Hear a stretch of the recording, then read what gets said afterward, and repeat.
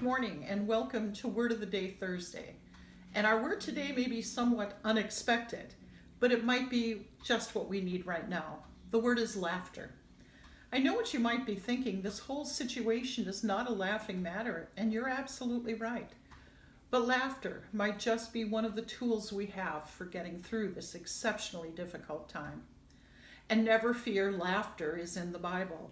Do you remember the story of Sarah and Abraham? They were quite old, but God had promised that someday they would have a son. One day God told Abraham that this promise was about to come true.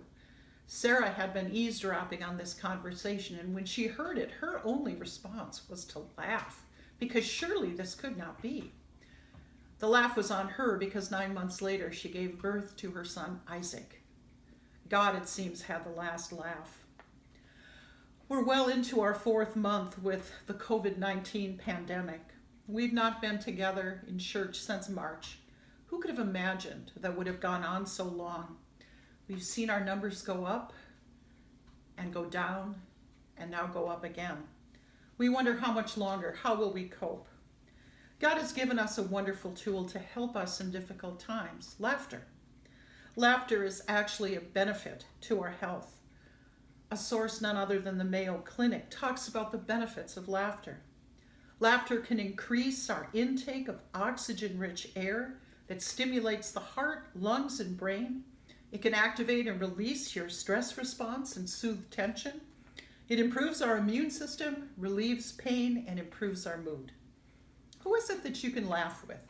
I have a good friend of over 40 years, and we've shared many things over the years.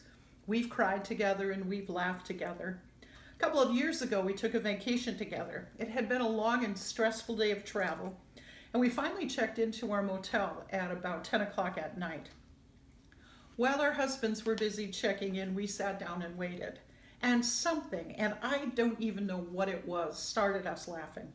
And it was one of those times when you just could not control yourself. Every time we looked at each other, we burst out laughing again. We finally got it under control, and we took the elevator up to our rooms. The elevator was full, and of course, we immediately started laughing every time we looked at each other. Our husbands just rolled their eyes and tried to pretend that they were not with us. But I have to say, I slept really well that night, and it's a memory that still makes me smile. What is it that makes you laugh? Who is it that you can laugh with? Are you staying in touch during this pandemic? We watched a movie on Netflix with our daughter in Georgia the other night.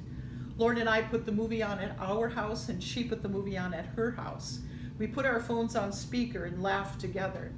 It was a silly slapstick comedy, and it felt really good to share that laughter with Amanda. Keep the gift of laughter in your toolbox of things to help us during the pandemic. And let us say with the psalmist, we celebrated with laughter and joyful songs. In foreign nations it was said, the Lord had worked miracles for the Lord's people.